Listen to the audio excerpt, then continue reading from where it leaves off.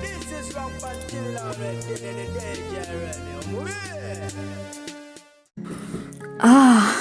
mbanirizaako abalungi mwena abeekomire ku Fifi J the News era nga mbebazaako gyonna gye mutussako engalo eyo gye musinzira okuba nga ate mugyekomideko. Yes, amawulire go ngina kuba nga ate ntandika n'ag'abantu b'e Karamoja munange nga bano embeera gye balimu mwana tuttewoomya ttooke oluvannyuma lw'ebifaananyi bagenze maaso okuba nga ate batambuza okuva mu bitundu byeyo abantu basanjagibwa era ng'emirambo egigenda maaso okuba nga ate gikunkumuka miyitirivu ddala. Bano nno bagenze maaso okuba nga ate bakubisa ebipande nga beerajanira nga basaba abantu balekere okuba nga ate babatta naye nga bano okunenya kwabwe bakunenya babyakwerinda. Yes, bagenda maaso okuba nga ate banenya aba security forces nti bagenda maaso okuba nga ate babakuba amasasi agabajja mu bulamu bw'ensi eno. Mwana gwayagala okuba nga wekkaanya ebifaananyi ebyo oyinza okuba nga ate oyitirako ku page y'omutwe amanyiddwa nga Robert Kyagulanyi Ssentamu n'olaba emirambo nga bwe gigenze maaso okuba nga ate gikunkumuka okuva mu bitundu by'e Karamoja. Omukulu oyo mwennyini agenze maaso okuba nga ate ayogera ku nsonga eno n'agamba nti ebifaananyi bino bye mulengera biva Karamoja okitegeera era nga mwana tuwo bitunira olabira ddala nti abantu bali mu kulumizibwa okw'amaanyi ddala. Agamba nti bannayuganda bangi bagenda maaso okuba nga ate battibwa mu ngeri egy'entiisa naye nga amaanyi matono nnyo agateereddwamu okusobola okulaba nti ebirooto bino eby'entiisa bikomezebwa. Bw'atyo n'agenda maaso okuba nga ategeeza nti abantu b'e Karamoja bagenda maaso okuba nga beebuuza ebibuuzo ebikakali naye nga ate ansa ze balina ntono ddala ate nga mu kaseera ke kamu bagenda maaso okuba nga ate banenya security forces okuba nga ate bagenda maaso okubatuusa ku bino byonna bye bayitamu. Awo wansi n'agenda maaso okuba nga ate asaba bannayuganda mwenna n'asaba bannamawulire mwenna abasobola okubaako kye mukola nti mugende maaso okuba nga ate mukwatira wamu okusobola okulaba nti mutambuza ebifaananyi bino mulage ensi embeera abantu bano aba Karamoja gye bayitamu. Oba oliawo munange Mungu anayanukula essala zaabwe ne baba nga ate bataasibwa. Jjukira nti abantu abo badde nga beerajanira okubbibwako ente zaabwe era nga twalabye omukulu Yoweri Kaguta Museveni ng'agenda maaso okuba nga ate abasimba ensimbi eziwerako ddala okusobola okulaba nti munange bagenda maaso okwezaako ente ezo ezagenda maaso okuba nga ate zibabbibwako. Bobi Wine takomyawo yagenze maaso okuba nga ate munange agambako ku mukulu amanyiddwa nga Chief Justice Dolo Owinye. Yes, olw'ebyo ebyabadde bigenda maaso okuba nga ate bisakulatinga ku social media bye yayogedde nga abiweereza eri abantu ba Buganda n'amutegeeza nti munange ekyo wakoze si kirungi n'akamu n'akatono ddala era nkusaba bw'oba osobola genda maaso biri nga ate weetondera omutanda. Kaakati ng'awo nno tuvuddewo bakulaga nti ddyo eggye lya UPDF lyagenze maaso okuba nga ate ali traininga abantu abawerako ddala 87. Yes, era nga bano batendekeddwa Brigadier Felix Bushorozi. Yes, era nga munange kigambibwa nti kati bano we bali oba we batuuse bakugu okuba nga munange benganga embeera yonna ebebalumbye ku mazzi era nga teyakomyawo yagenze maaso okuba nga ate abategeeza nti balina okuba nga beebereramu nnyo okusobola okulaba nti bakuuma erinnya wamu n'ekitiibwa ekya UPDF. Nga bwe bakyali mu nteekateeka z'okugalamiza omubiri gw'omugenzi amanyiddwa nga Jacob Oulanyah yali sipiika wa Parliament. Yes, ye omukyala sipiika aliko essaawa eno omujja amanyiddwa nga Anita Among bw'atyo yavuddeyo n'agenda maaso okuba nga ate yeeyama okwata ku muwala w'omugenzi era ngono yasuubiza nti agenda kuba nga amutwala e Bulaaya eyo mu nsi emanyiddwa nga Canada agenda maaso okuba nga ate akola ki amusomesa kubanga munange kyekyandibadde ekirooto kyani ky'omugenzi wabye byandibadde ebikola by'omugenzi kulaba nga munange omwana we asoma ate ng'asomera mu ssomero eddungi nno ddala. Kaakati nno ye mu bufunze agenze maaso okuba nga ate adapting omwana wa Oulanyah. Yes, bw'atyo basobodde okuba nga ate akikola so nga ate ye omukulu amanyiddwa nga Fred Enanga ng'ono muwagizi wa poliisi avuddeyo bw'atyo n'agenda maaso okuba nga ate atutegeeza nga poliisi bw'etaddewo enteekateeka z'okukwata abo bonna abagenze maaso okuba nga ate bafulumya amawulire amafu ku kufa kw'omugenzi nga bagenda maaso okuba nga ate batemaatema ebigambo nti omufu yafudde kino omufu yafudde kiri so nga ate babasuubiza nti bajja kuba nga bababuulira ebinaaba bivudde mu kwekebejjebwa nga abasawo babawadde alipoota okitegeera. Kaakati nno bw'ati bwategeezezza era ng'ono asuubiza okuba nga basolooza obutambi bwonna information yonna eyawandiikibwa ku mikutu migattabantu bw'oba oli eyo ng'olinako akawunti yo olinako kacyanoko nga wagenda maaso okuba nga ate ogamba nti Oulanyah ABCD yafa kino nga oteekako n'omukono ne bagutema mwanattu essaawa yonna bagenda kuba nga ate bakugombamu obwala. Twagina maso kubanga tetwekanyaho obutambi obwera ku ddala obw'enjawulo omukyala amanyiddwa nga Catherine Kusasira n'omukulu amanyiddwa nga Big Eye nga batwalibwa tikatika okuva wali eri mu maziika g'omukulu amanyiddwa nga Buyondo omugenzi taata w'omukulu amanyiddwa nga Mathias Walukagga Kablaza. Yes, omukulu ono avuddeyo bw'atyo n'agenda maaso kubanga ate ayanukula Catherine Kusasira. Jjukira nti oyo abadde nga ku mpewo ng'agenda maaso kubanga ate abalumiriza nga bwe bagenda maaso kubanga ate beesuulirayo gwe naggamba nga bo bagobebwa so nga ate munange bali bazze kubakungubagirako n'agenda maaso kubanga ate abanenya n'abalala ne babanenya olw'ekyo ekyabawo. Mathias ategeezezza n'agamba nti ani yabagoba? Nze sinze nabagoba, okitegeera, era nze sibiinaamu mukono n'eddakiika n'egi n'emu. Nze mu byonna kye nzijjukira abantu bagenda maaso kubanga ate bagoba be bagoba olw'ensonga nti si batabufu ba mitwe, emitwe gyabwe gyali gikola bulungi, so baba nga bakera ku makya ne bagoba be bagobye balina ensonga lwaki babagoba. Ate ekintu ekirala si be bokka baserebu abaali bazze mu kuziika, abalala abajja mu kuziika babagobanga. Awo n'atukawo question mark.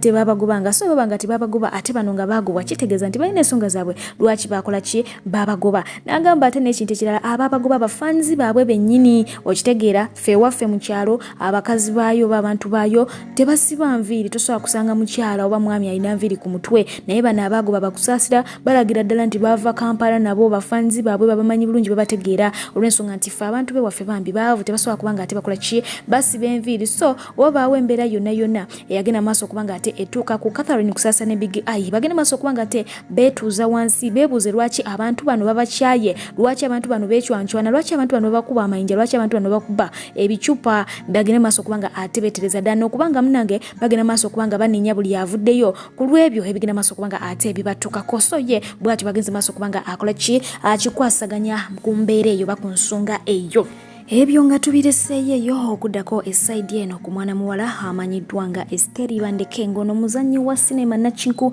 era nga yalabikirako mu sinema eyakwata ennyo omubabiro eyalimu omukyala amanyiddwa nga Peter Lunyongo. Yes, omukyala ono yalimu mu sinema eyo emanyiddwa nga Queen of Katwe. Gye buvuddeko awo omwami we yavuddeyo bw'atyo n'agenda maaso kubanga ate ayogera embeera enzibu gye bagenda maaso kubanga ate bayitamu nti omukyala ono yeetaaga okubanga munange akyusibwa ensigo. Yes, niye eriko obuzibu obw'amaanyi ddala era nga munange beetaaga ensimbi mpitirivu okuzaama. Ensimbi ze beetaaga ziwerera ddala $875 bw'ozizaako wano muze Uganda singa dola eba ku 334 nga bweri essaawa eno muvaamu obukadde bw'ensimbi 297,500 awe watyo weziyimiridde munange. So gwe wenna omuzira kisa ayinza okubaako kyokola kyonna oli waddembe okubanga munange okola ki oyamba omukyalo oyo ng'oyita ku namba eyo gy'olengera awo mpola asobola okubanga ate munange ataasibwa.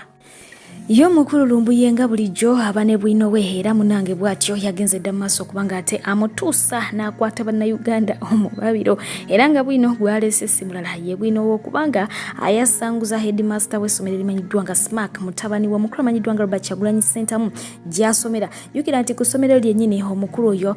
Robert Kyagulanyi Center Bobi Wine gye yasomera, omukulu Muhoozi Kainerugaba gye yasomera. Kwegamba essomero lifulumiddemu abanene bangi naye ng'entawe kwevudde munange kwe kuba nti omukulu ne yakera ku makya n'afulumya ekiwandiiko ekyagenda maaso kubanga ate kisuspending omwana wa Bobi Wine for 2 weeks. Ate munange n'atakomaawo n'ategeeza nga bw'amuwadde warning esembayo era nga amulumiriza okunywa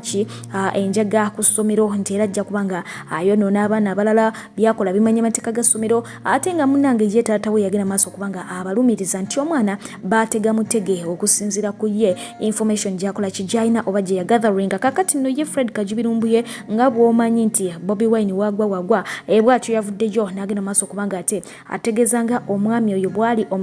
omusiyazi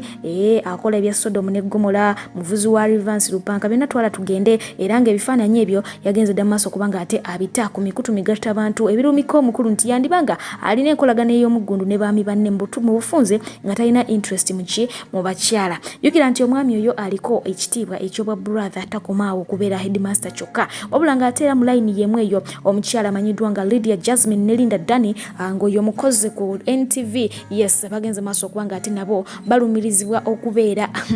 okubeera muhabbatina mbu mu bufunze balezibians okusinziira ku kifaananyi kye kigenze maaso okubanga ate kitambula ku social media era ng'ako kabadde katambi yes ababiri abo nga bagenda maaso okubanga ate benywegera ku kabaga akamu gye beesanze mwana ttu ekyaviiriddeko bangi okugamba nti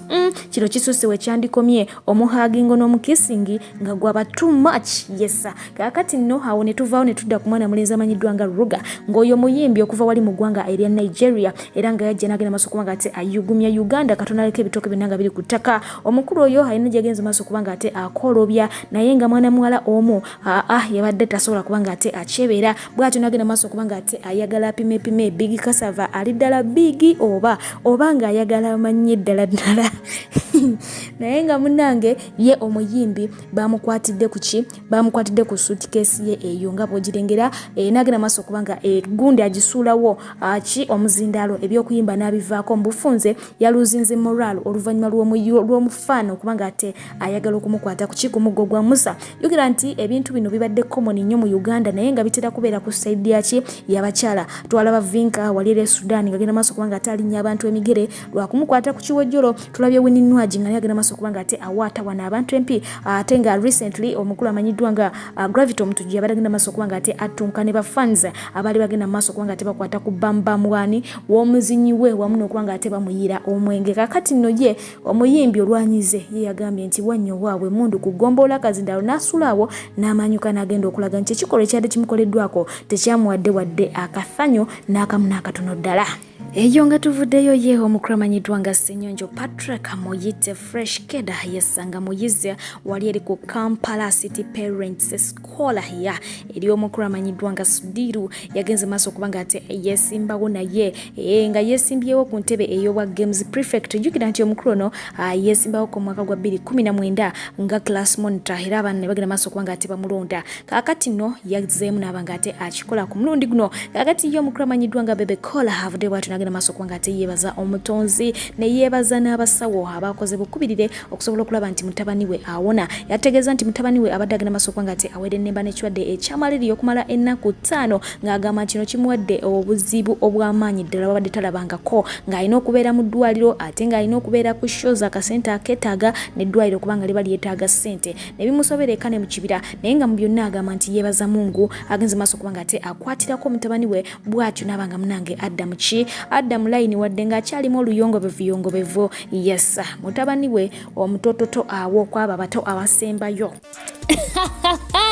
Bannayuganda abali mu ggwanga eri Amerika akambanjulire DJ Farouk omusabatuzi w'enguliko anti ono asabatula n'ebyenda ne bikwetokota yakuba enguliko kiggala n'awulira omuzibe n'alaba n'omulema n'atambula akuba ku mikolo egy'enjawulo omuli egy'amazaalibwa baby shower house party graduation n'emirala kamaala ate nga naawe atesetese ebivulu yakyasinziza ebyuma ebiri ku mulembe osobola omusanga mu kibuga California era nga n'ebibuga ebirala atuukayo musange ku namba y'essimu plus emu7 752 plus emu7 752 ye DJ Farouk ku Bay and Samu tokkiriza bagenyi bokwebowa. Ate yo mukuru amanyiddwa nga Kim Karisa wa Next Radio Next Media Sanyuka TV NBS byonna twala tugende avudde bw'atyo n'agenda maaso okubanga ate asiima abakyala okuli Leila Kachapizo wamu n'omukyala amanyiddwa nga Senga Nantume Nanyinizo Justine yes nga bano bakola ku program emanyiddwa nga Big Deal era nga bagimazeeko ebbanga eriwerako ddala naddala omukyala oyo Senga Nantume abasiimye okubeera abaweereza ab'omwezi nti be basinze okubanga ate bakimukubira ku NBS bw'atyo n'agenda maaso okubanga ate abariwadinga munange ate nga ye omukyala amanyiddwa nga Zari the Boss Lady yagenze maaso okubanga ate asenkana n'omukyala amanyiddwa nga Bad Black Masolo Kwena yes era nga Bad Black mwana tuyaliddewo akavimbo kitegeera jjukira nti omukyala ono Zari ali wali eri museri yagenda maaso okubanga ate eragibwa ku Netflix emanyiddwa nga Young Famous Africana weewaawo bannayuganda bangi babadde bagenda maaso okubanga ate bamuba amagye amavundu nga bagamba nti okusinziira ku myaka je abeera tasuutinga yokulwa ekigambo kino ekiriko yanga era nga amawulire gabadde gatandise okuba nga ate gasatulatinga ku mikutu migatta abantu gagenda maaso okuba nga ate gamwogerako nga bw'atasaanidde era mbu Netflix abawandiisi ba series bagenze maaso okuba nga munaye bakola ki basalawo bamuwandule naye nga kyonna kyekirinze nja kuba nga nkuwa bwino omutuufu ku nsonga eyo naye nga fonnaawo kimanyi nti akyalimu tebannatuulako wadde n'eddakiika n'emu okuteesa kuba nga ate bamugyawo weewaawo ye Bad Black ali very excited oba yabadde very excited okuba nga ate asisinkana naye wali eri mu Blankets and Wines era ng'ebyabaddeyo ebitono n'ebimu ku byo bye bino. Muzeeko twaze mu Blankets and Wines tetwagala maziiko mukwano you look good you are sexy tonyonyogera mukwano enki kamera giteekeyo tomanyi bya mawulire muzeeko twaze mu Blankets and Wines tetwagala maziiko mukwano you look good you are sexy tonyonyogera mukwano enki kamera giteekeyo tomanyi bya mawulire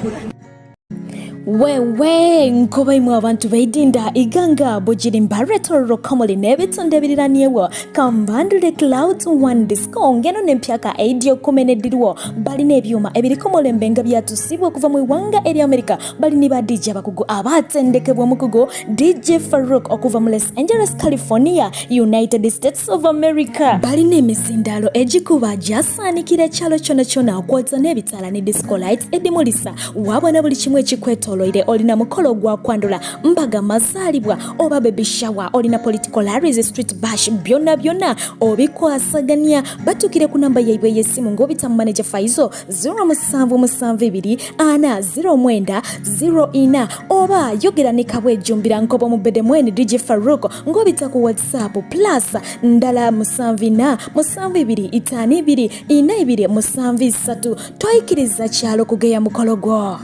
naye nga byonna saagala weerabire nti Bad Black n'omukyalo oyo Zari the boss lady baali babaddeko kabwana ngo hata okudda ku mukyala amanyiddwa nga Caroline Maka yes ono yagenze maaso okuba nga ate akola akatambi akakutte abangi omubabiro yes akagamba nti oba dash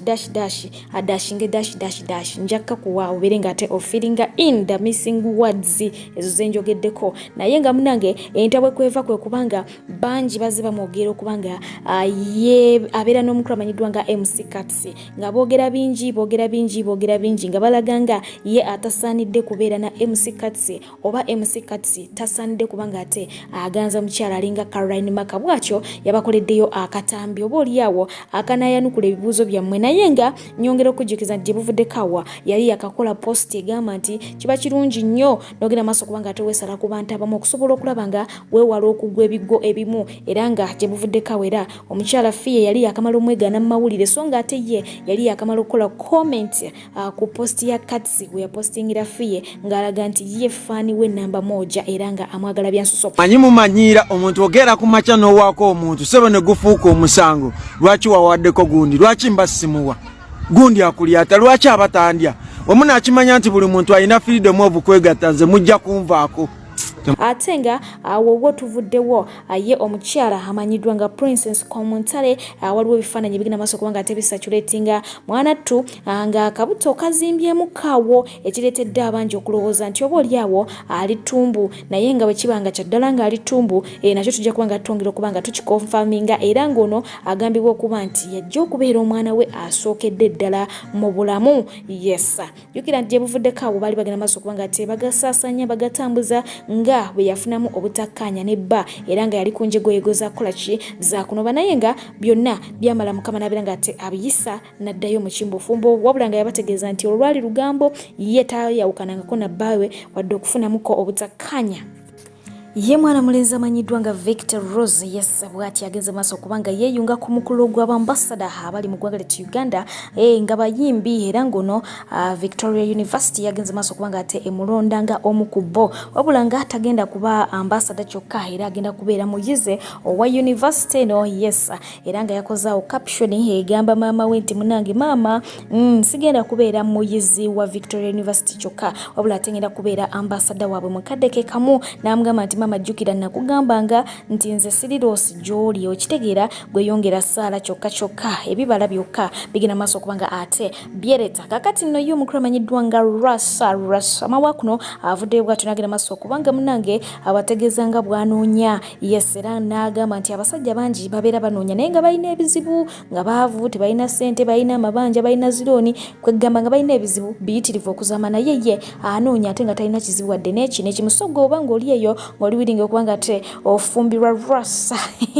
akugabire ku birabo amale akwambule mwana tuli wadde mbu kubanga ate okola ki oyisaayo ekigere so nga ate ye ex-we omukyala Diana Nabatanzi ayongera kubanga ate akuba bulati era ng'ono ebuwungeredde ng'akozeyo kaposti akabuuza abafanzi be nti mwana tuba twogerako ki eyo mawulire kyagali eyo mugantegeeze wabula nga abafanzi bo bamutegeeza kintu kimu nti teri mawulire malala okuggyako agalwasa okubanga akoze kino na kino ali kubanoonya era kubanga ate mberekereza atakumira mpeera bankumire nga bulijjo nsigala pije mbaagala nnyo musule bulungi mweraba.